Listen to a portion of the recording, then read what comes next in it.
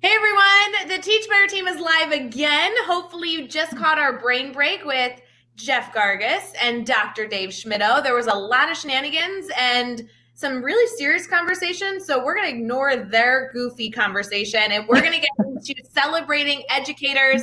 Welcome to our 7-day live series celebrating Teacher Appreciation Week.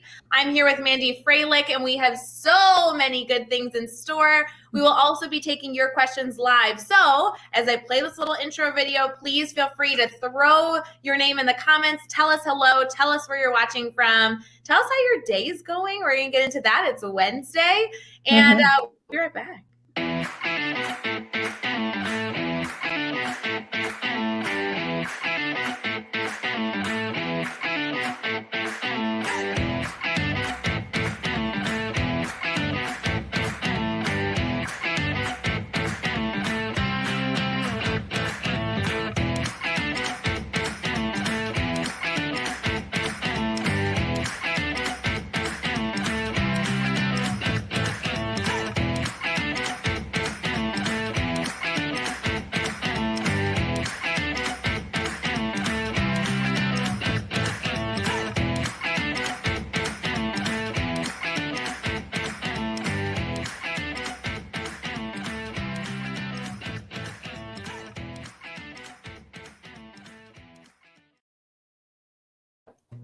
Mandy, we are live. How are you? I'm doing well. How are you?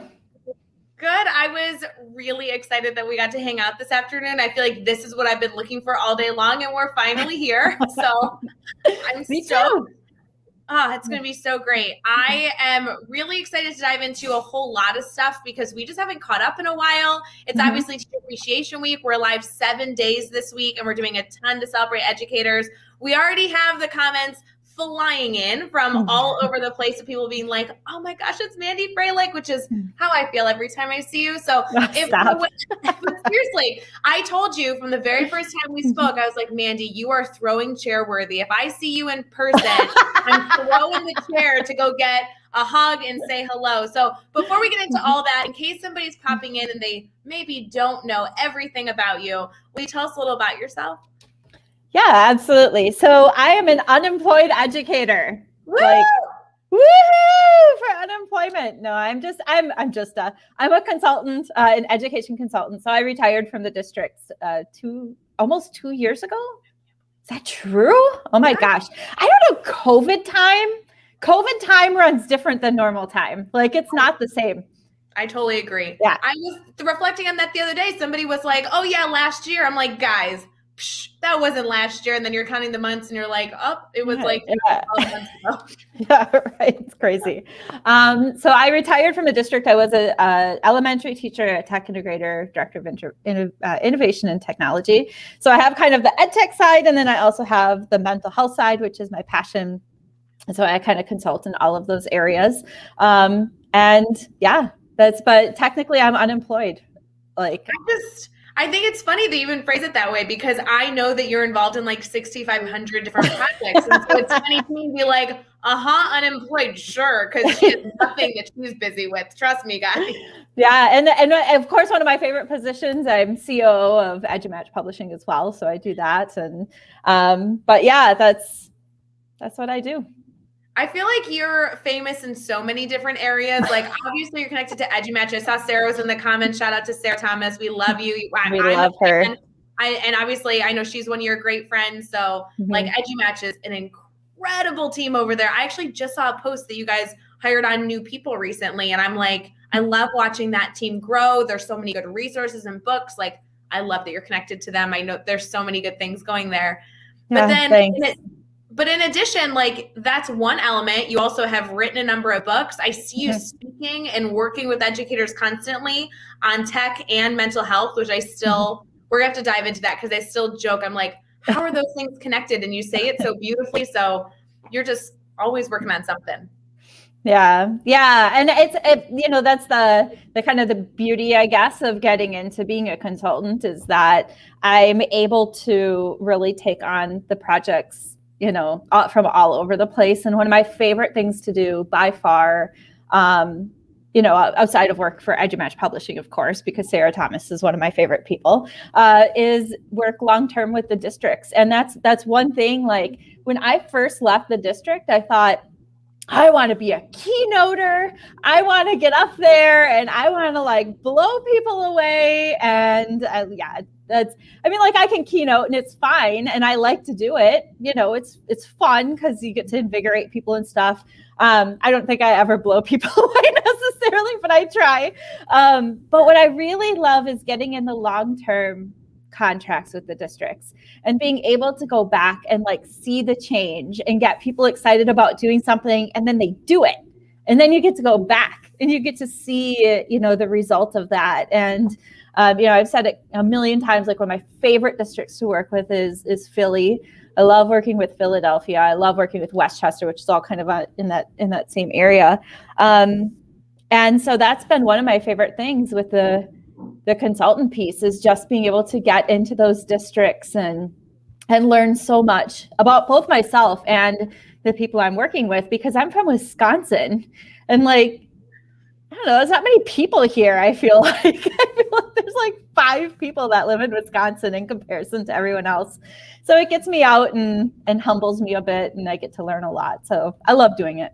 Well, and I think it really reflects in everything that you do, is you really care about ensuring that you are being helpful. And, like the joke with keynoting, like everyone loves a keynote. By the way, guys, Mandy is a part of the Teach Better Team Speakers Network. So if you legitimately want to book her for a workshop, a keynote, a massive thing, whatever, go to teachbetter.com/speakers network and you can read about all the things. But for me, I like thinking about a keynote, you're really delivering information and hopefully getting people thinking, maybe inspired. But the hands-on work, the conversation, the nitty-gritty, the mindset shifts, that really comes with being with people long-term. And whether it's being with people long-term by partnering with the district, which I see you do all the time, but also you do live videos all the time. You're constantly having conversations, and those conversations are slowly what change mindsets, are slowly what makes that bigger impact. And so I love that your focus continues to be there. Yeah, I hope so. Thank you so much. And wanted to give a shout out to Jim O'Hagan. He's one of our esports friends here in Wisconsin. Absolutely awesome. He's a shout out to us behind the cheddar curtain. I love it. Cheese cows. Mandy, it's Teacher Appreciation Week. And I don't know about you, but it seems like everybody is doing something teacher celebration. Every district does something different. Every building does something different. But I have loved seeing the positivity, the excitement, people just sharing positive energy, really enjoying that whole process. When you are working with teachers, which I know you love to do, do you have a favorite thing that you like to work with teachers on? Is that like choosing a favorite child? If I ask you to choose a topic, is that tough? Yeah, that's kind of a difficult one. I think because the area I love working, of course, in the most is the mental health area. But the mental health area isn't always the easiest area to work in.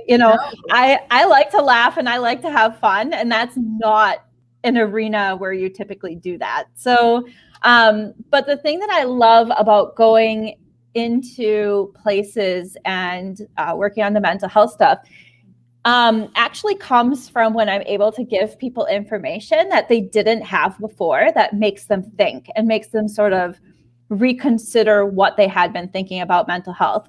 Maybe from the standpoint of destigmatizing it, like that's happened as well. And of course, that's a huge plus, but more from the standpoint of everything from like where people have said to me, I have just been waiting for somebody to say those words so that I could say them too.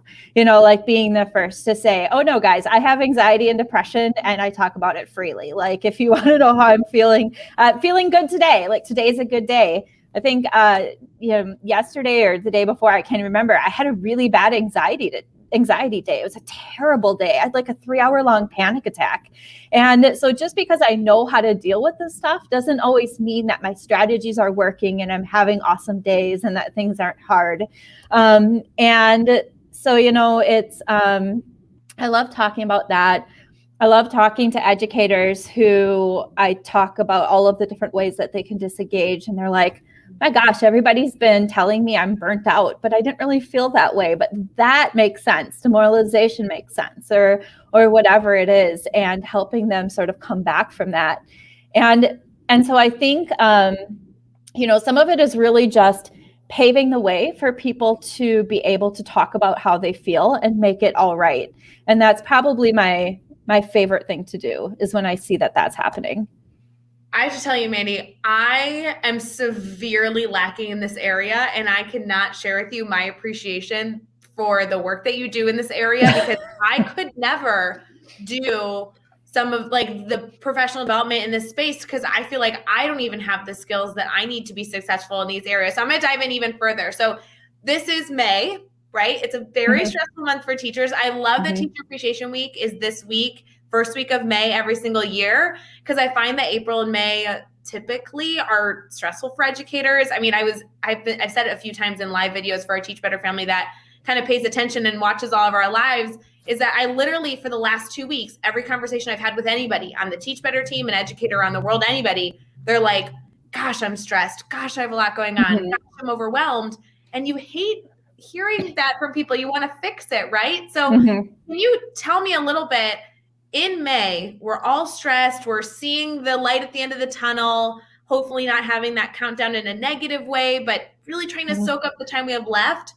Do you have a favorite go-to strategy or suggestion or story that you provide that you feel like really makes an impact every time you share it with somebody?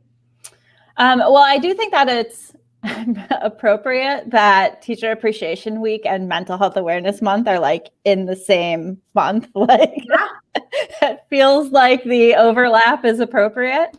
I think that as far as strategies go, like, strategies are so personal, it's so personal. And I think one of the things that I have been really focusing on, and I have sort of this, I don't know if you brew like blog posts in your head for a little while, like they percolate and but that's usually the way that mine work. And I've been thinking a lot about how important it is for self-awareness. Like, I always think that's really important, but also from the standpoint of like, we can't hold space for other people, if we're not taking care of our own emotional baggage. And so if I've got this room and it's the only room I have to hold space for somebody, and I have got it filled with boxes and luggage and my own emotional baggage, like, there's no way for me to make space for someone else.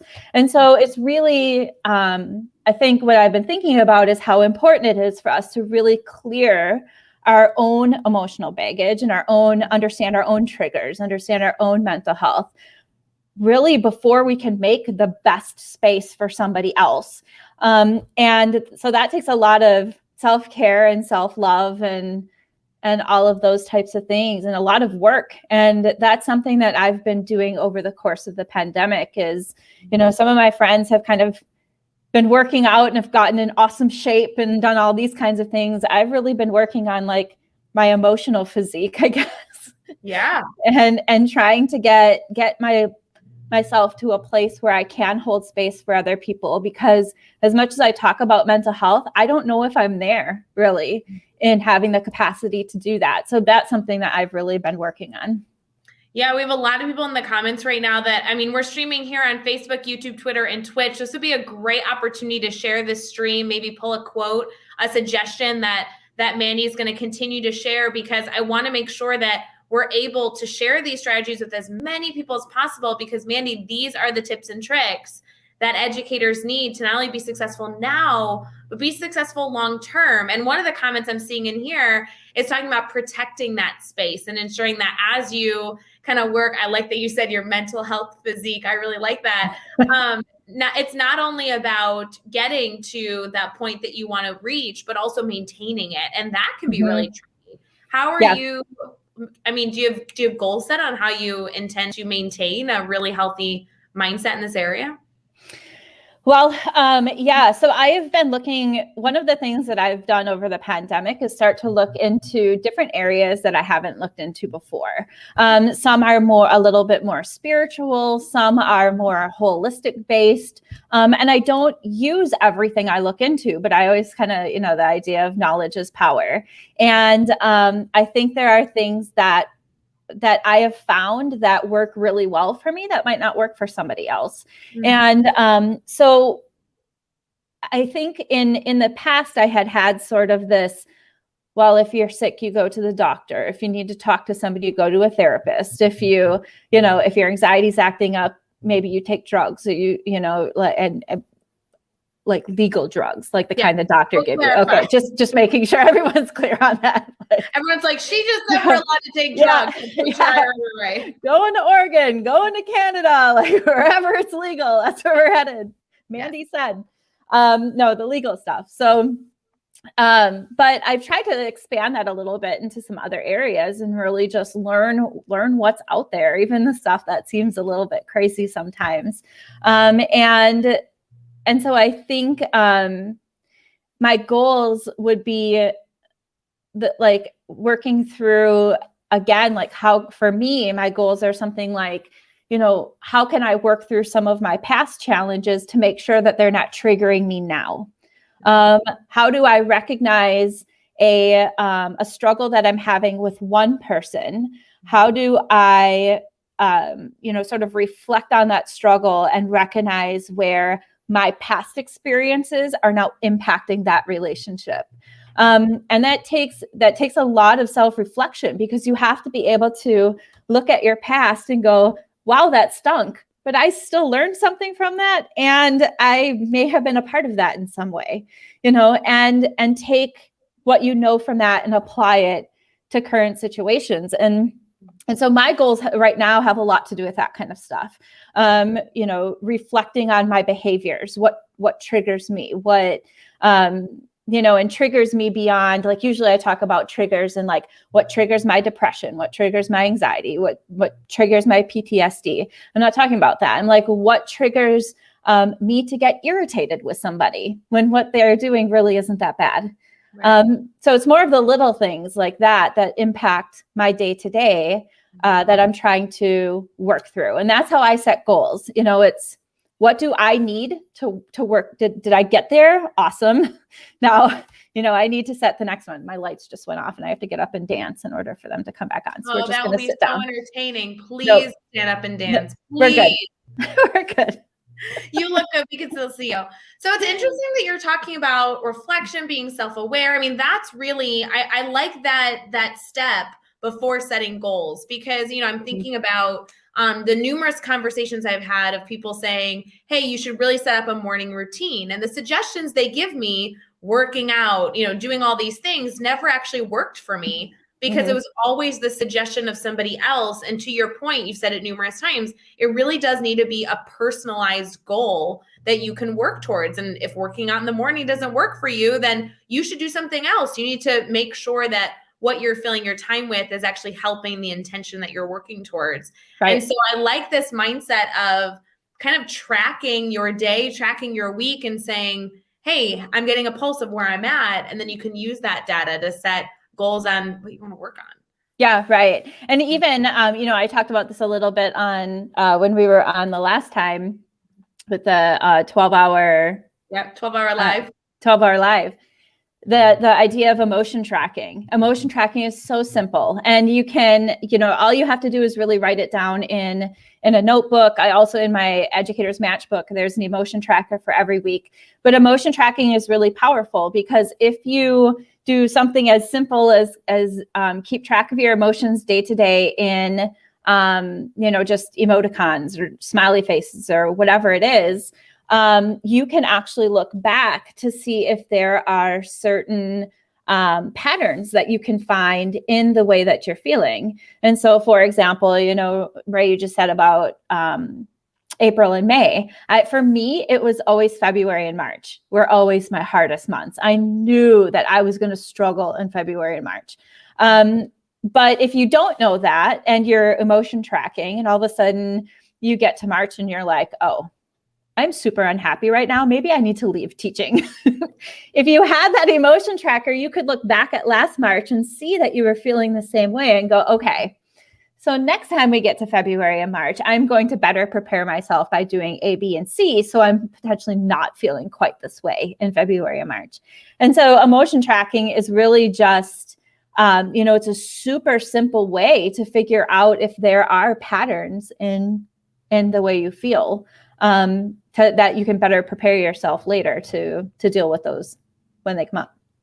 No, I think that's a great idea. And I know a lot of people that use it. I know Carly just jumped in and said, oh my gosh, this is so powerful. It's really helped her. And I think that really resonates with a lot of people who are thinking about what they can do to help themselves. I mean, something that I feel like was a big focus for me in 2019 and 2020 was identifying what are the things that I can do, either if I do them for 5 minutes or 30 minutes, that really like resets my mood. Because I was finding myself in, these deep, dark places. And I'm like, but I want to get back to where I was. And, what are those things that I can do for a period of time to feel better? And then it's finding the motivation, setting the goals to ensure that you choose to do them, which I know is really tricky. And so many of your suggestions have helped me over the years. And I'm just so excited for educators to continue to work on this within themselves. Yeah. And I think that I think like those little pieces are so important, because it doesn't have to be, there's actually a term from it. It's called micro resilience, like practicing micro resilience.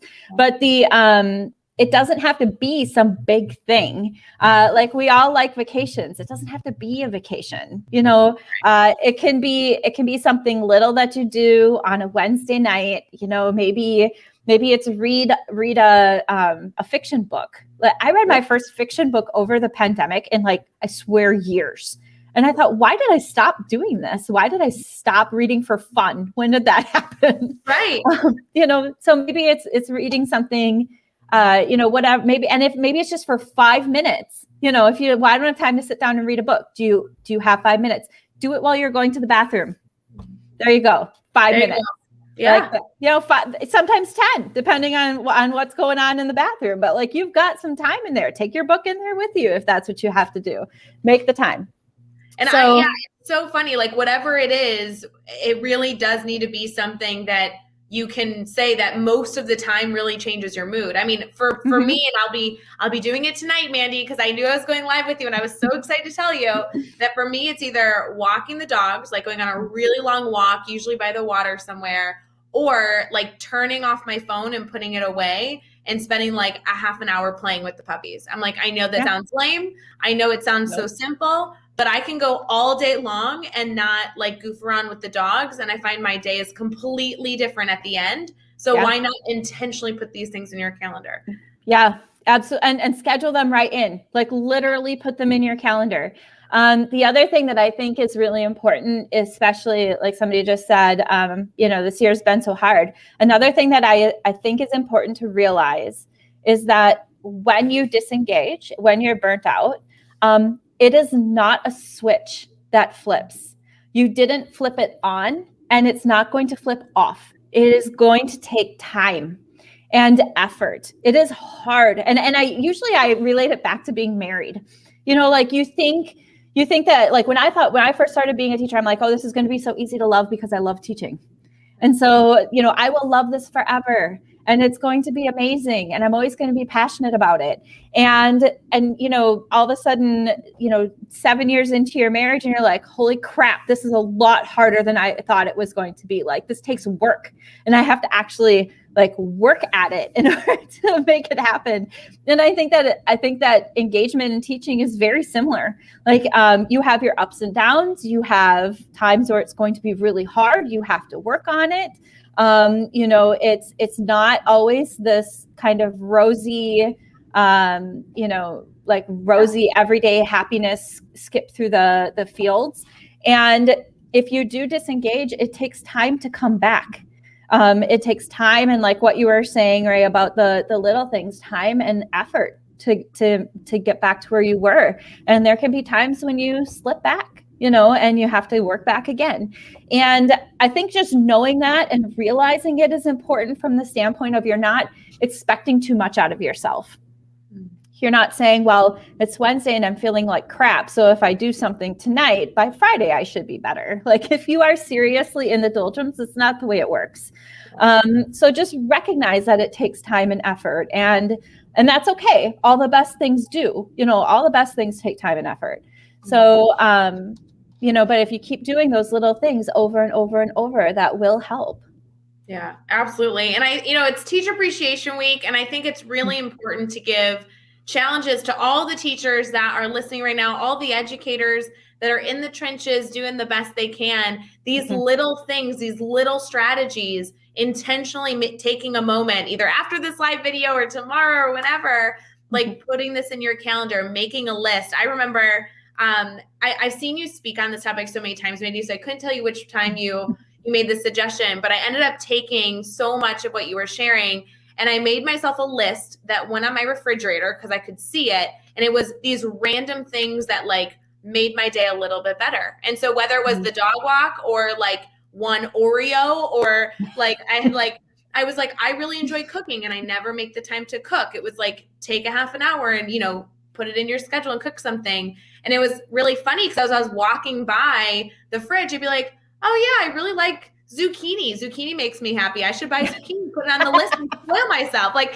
little things like that to really help yourself make the choices that make you feel good. You know what I mean? Right. Yeah, absolutely. And only you know what makes you feel good. Only you can do that. Like we can sit and we can throw ideas out of things to do, do yoga, walk your dog. Like I have a whole free self-care course that's got a bunch of stuff you can do for self-care. Ultimately, you have to enjoy it. And that was one of the things I didn't understand about self-care at first, was that people said, well, do yoga.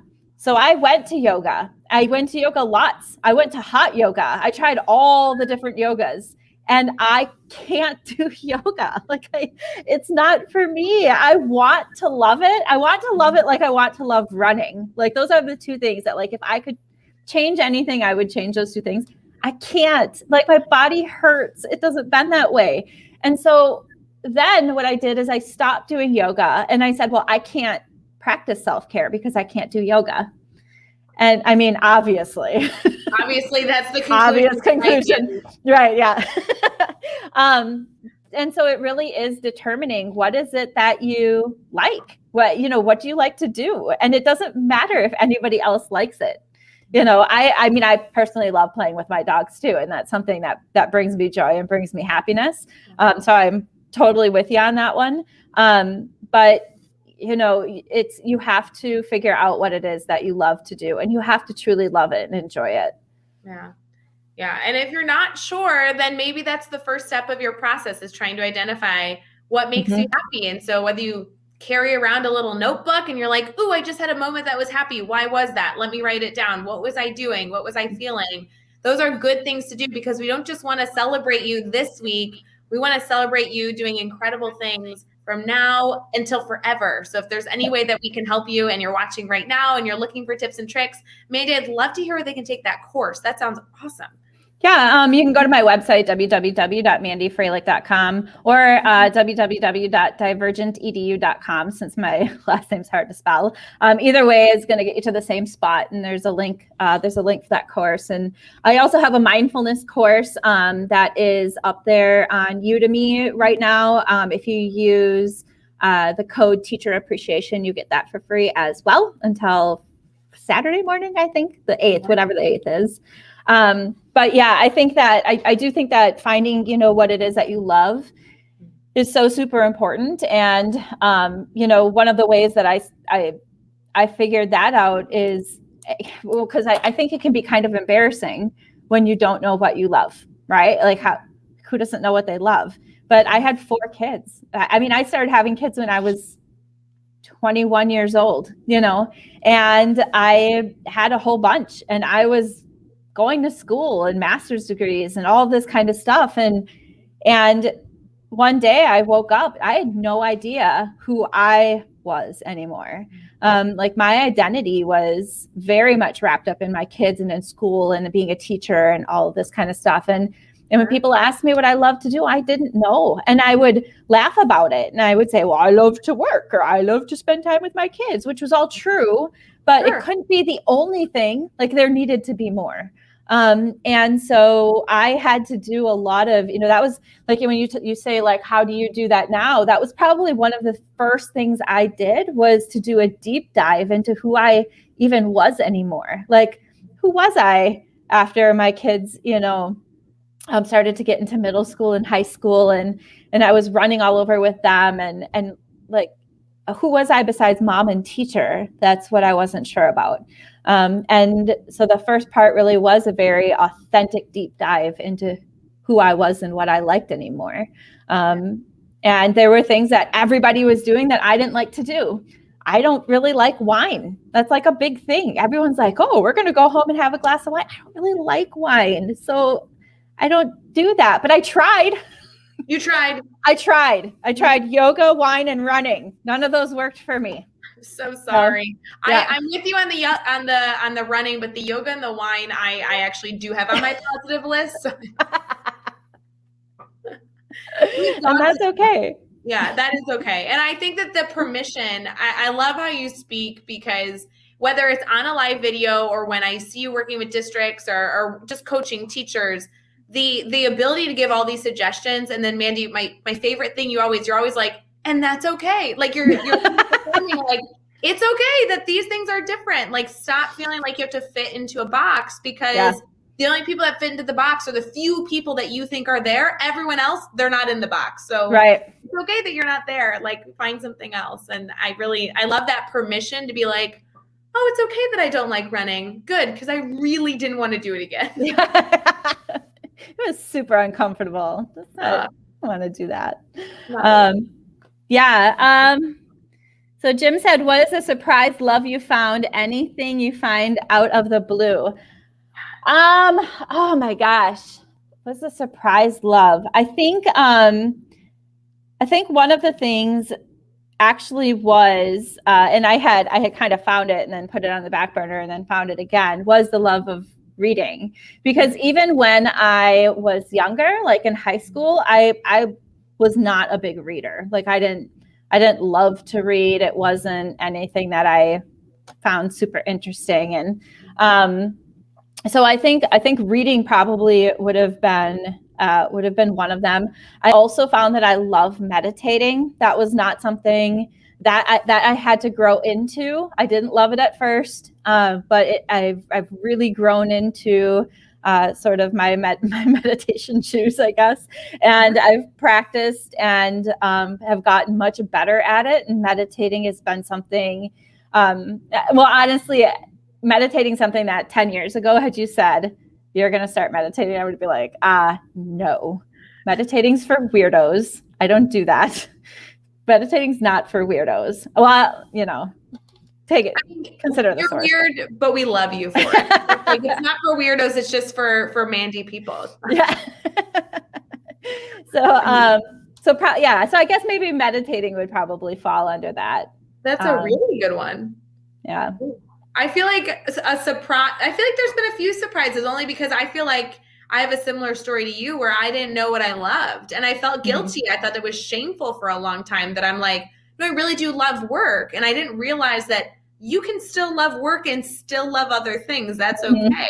Yeah. And I think it's dorky, but truly, like, I love being around water. And whether that means choosing to sit by the water, choosing to walk by the water, choosing to be out on the water, doesn't matter. But hey, if you know it works for you, then embrace it. It's a celebration that you're aware of that. So whether it sounds odd or only weird people do it, doesn't matter. It's like a superpower that you know that works for you.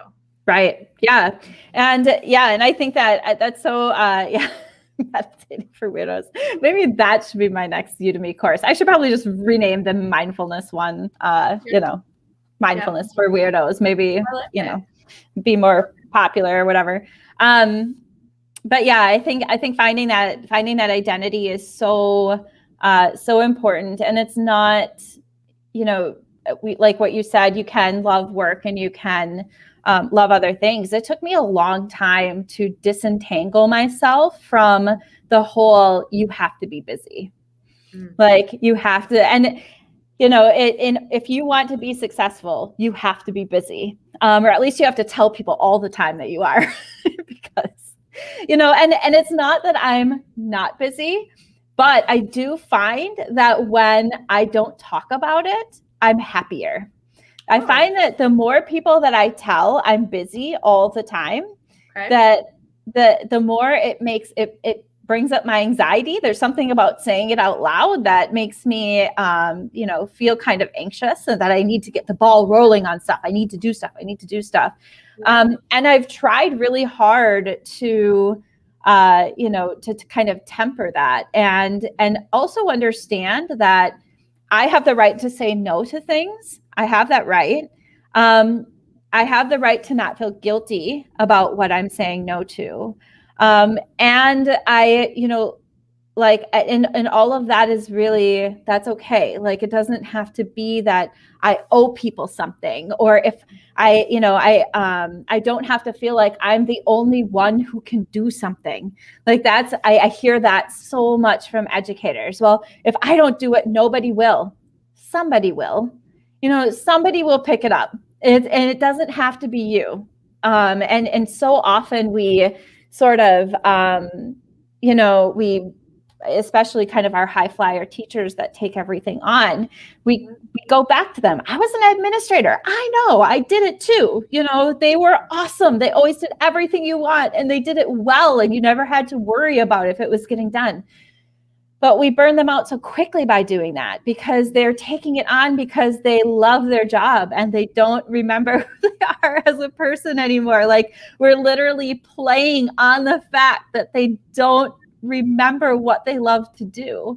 And, so I think making sure that, that stuff, and that you take time. And if you don't know it now, it's okay. And, and if you need to disentangle yourself from being busy, that's okay as well.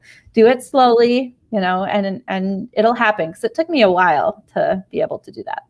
Sure, absolutely. And I think that all those pieces is really emphasizing, we said earlier, it's a process. I love that light switch analogy that you shared, where, you didn't turn it off all at once. So you can't turn it on all at once either. I think that's so important. I did think of another silly one, comedy shows. Literally put on a Netflix comedy special, and immediately my mood's better. I always forget that instead of watching like the stressful, like New Amsterdam Grey's Anatomy shows, throw on comedy. It's way better for my mental health. Did you ever watch Whose Line Is It Anyway? Yes. Oh, the best show ever. Why did they ever get rid of that? I have no idea. And I am better when that show is in my life. So I need to put it in my life. Yes. Love that show. Wayne Brady was awesome. So good. Mandy, you've shared so many tips and tricks. I'm so excited for people to go check out that course that you shared. And I know you gave them a code for Teacher Appreciation Week that I want to make sure they use before the 8th, because it sounded really, really great. I love the work you do. I want to end with one final question before we head out for the night. Sure. And it really has to do with an educator that maybe impacted your life, that maybe you can give a shout out to. Do you have an educator that you feel like really influenced you in a positive way that you want to celebrate? Yeah, absolutely. There's a couple of them. I had a couple of really awesome English teachers in high school. But the one that initially made the difference for me, her name was Mrs. Gaberchek. And I actually graduated with her son, which just happened to be the case. And I had her in, it was either 2nd or 3rd grade. And it was 3rd grade, because I had just moved to a new school, and she was my teacher for 3rd grade. And I remember that she was the first teacher that ever told me I was smart. And she, and like, ever made me feel like, even though I had, moved a couple schools, and I never really felt like I fit in. And as much as I can like drone on and on now, like, I did not talk when I was a kid at all. Like, adults, I did not talk to adults. And she was the first teacher to make me feel like I belonged anywhere. And I can't even tell you exactly how she did it. It was just the way she set up the class was very much a family, you know, like I think she felt bad for me because I never talked to anybody. But she told me I was smart, and she backed it up by giving me the things to challenge me, and she made me feel like I belonged. And she honestly was the catalyst for me doing better. Oh my God, I'm getting like all perclamped. She was honestly the catalyst for me doing better in school and making friends, because nobody had told me to that point that I was smart. So love those teachers. Love those teachers. Guys, if you are looking for a challenge tonight, it is only 5:40 Central. So you have time tonight to take 30 seconds and go thank a teacher. I know so many of us are educators, and there are so many posts out there saying, oh, if you're a former student, tell me a story. I'd love to hear how you are. This is an opportunity. Let's not only receive appreciation this week, let's also share it with our colleagues. There are so many amazing educators out there that either has impacted us in our childhood or even just day to day. Just let's take a moment and share our appreciation and gratitude for each other, because that makes each and every one of us better. I'm so appreciative that you shared that story, Mandy. That's so special. Yeah, so absolutely. And so many of our colleagues who have picked us up when, you know, a lesson has fallen flat on its face and an administrator happened to be in the classroom at the time, or something like that. Like, you know, you missed the bus for a field trip or whatever, whatever it was that happened that day. Make sure that you tell your colleagues you adore them. Love it. Love it. For everybody that's listening, please go connect with Mandy. She shared incredible resources. Obviously, this video will be saved, so you can rewatch it 100 times to continue to soak up all this goodness. And then if you want to check out Mandy even further, you want to make sure you snag her books and everything in between, you can check out all that information all in one concise place, either on her website or by going to teachbetter.com, since she is a part of our speakers network. I'm just such a fan, Mandy. Thank you for all that you do. And I'm so excited to celebrate Teacher Appreciation Week with you and everybody on the team. It's so fun. Yeah, absolutely. I was so glad to see your face today, and I always love seeing your face. You're one of my favorite people in the world. So I appreciate you hosting this and bringing me on. It's so fun. Guys, don't forget, we are live every single day, all week long, all through Sunday. There's a ton of codes out there for 25% off swag and academy courses. We have a giveaway going on right now. You just have to go follow us on Twitter or something. Go look that up. There's just so many things. So if you need anything, please don't hesitate to reach out either to Mandy, to me, or to anybody in the comments. Like, this truly is a community, because teachers deserve people to back them up and cheer them on. So Mandy, thank you again. And for everybody else, we wish you nothing but an absolutely incredible week. Bye, guys. Absolutely. Bye.